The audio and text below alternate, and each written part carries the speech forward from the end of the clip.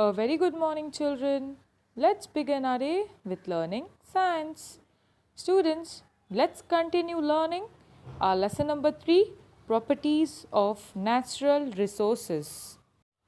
In a previous lecture, we had learned about the great scientist Daniel Bernoulli's principle, and that was when the air pressure decreases, its velocity increases, and while the pressure of air increases, its velocity decreases.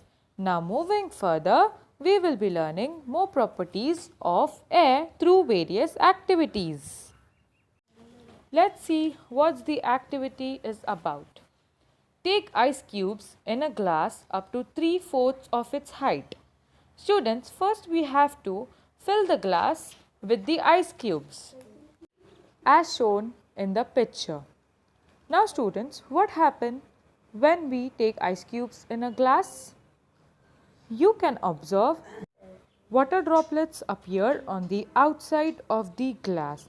Now students, why is it so? Why water droplets appear on the outside of the glass? Let's see.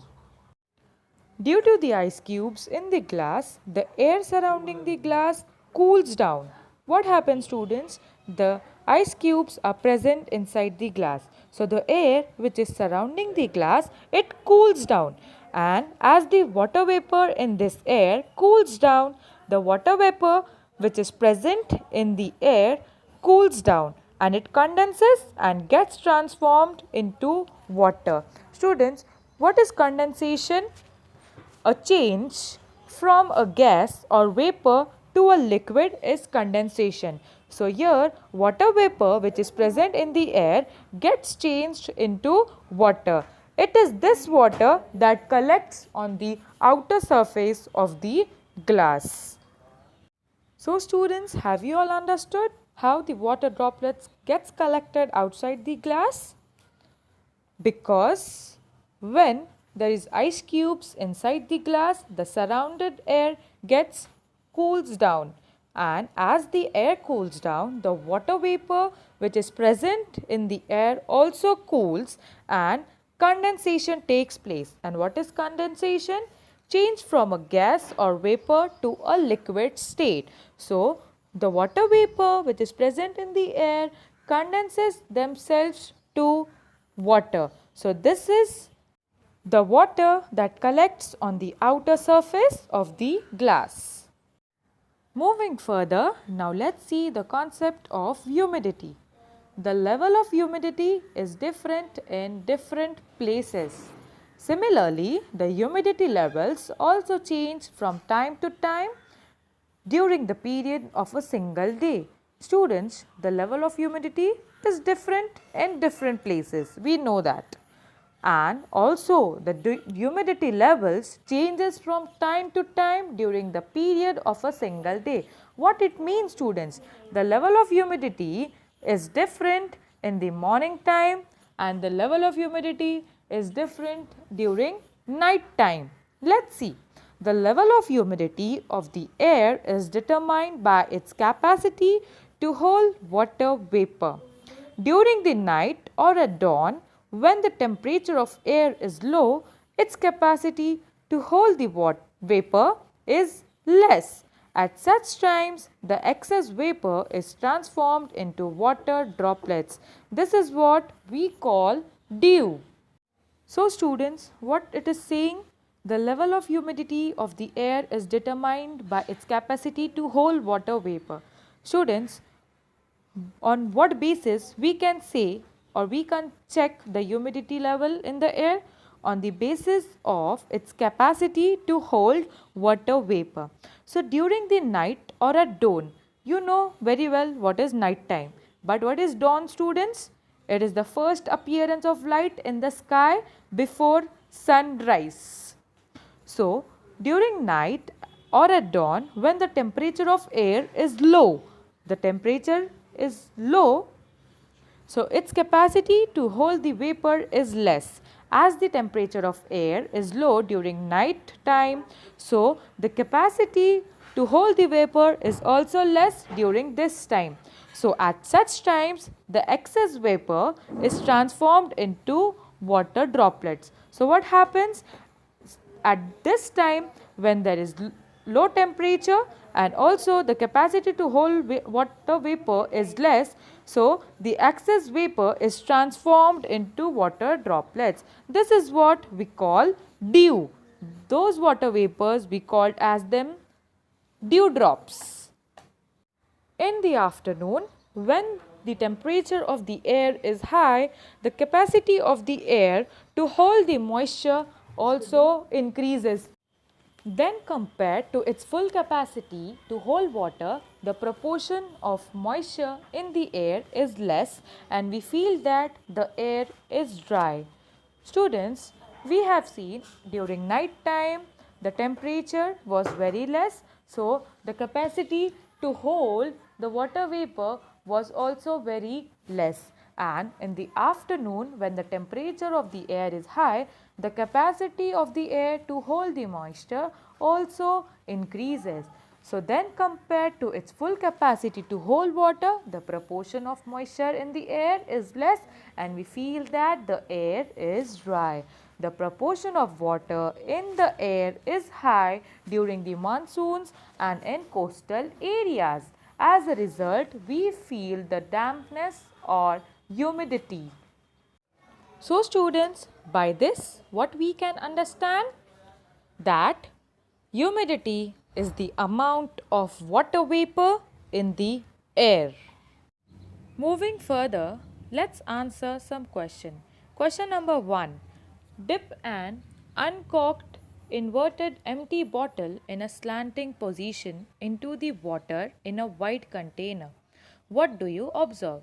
Students, we have to dip a bottle in slanting position, the bottle which is without a lid, and observe it what's going to happen.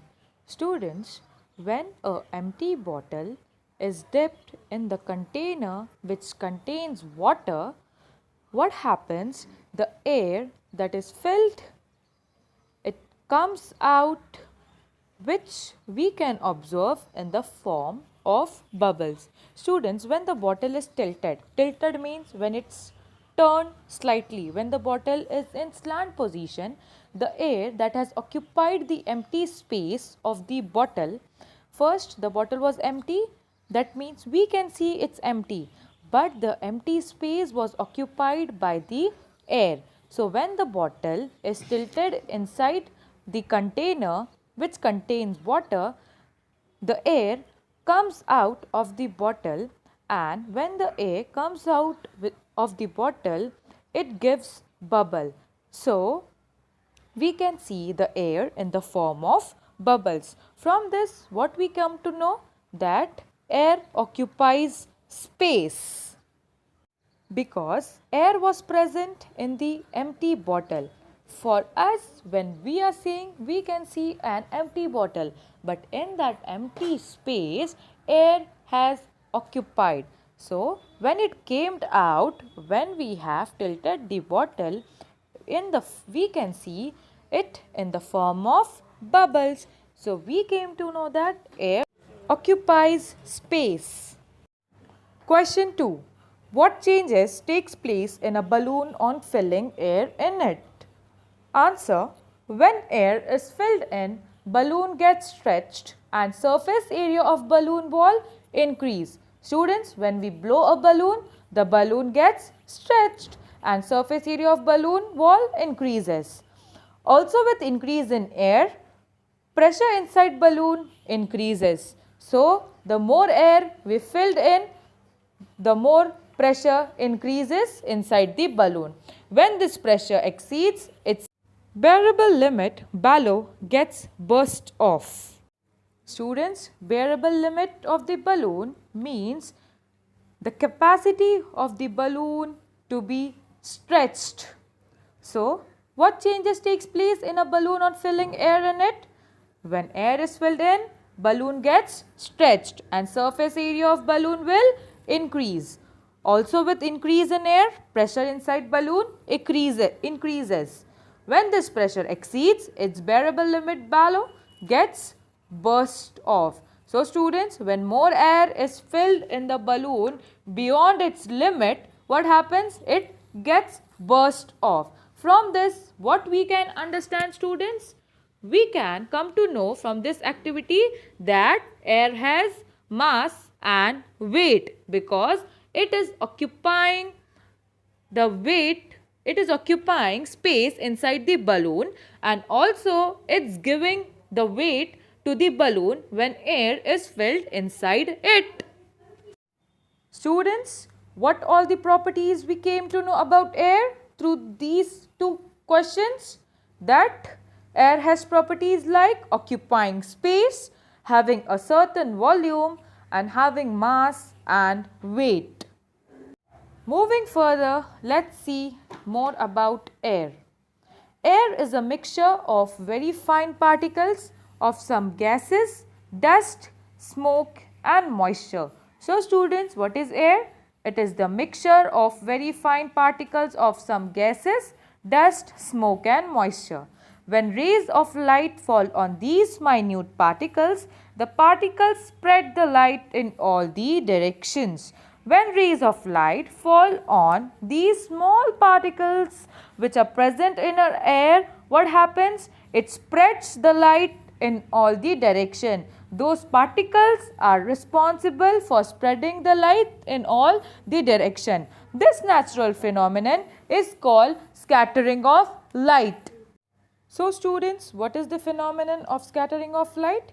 That when rays of the light fall on the minute particles which is present in the air, those particles are responsible to spread the light in all the directions, and this phenomenon is called scattering of light.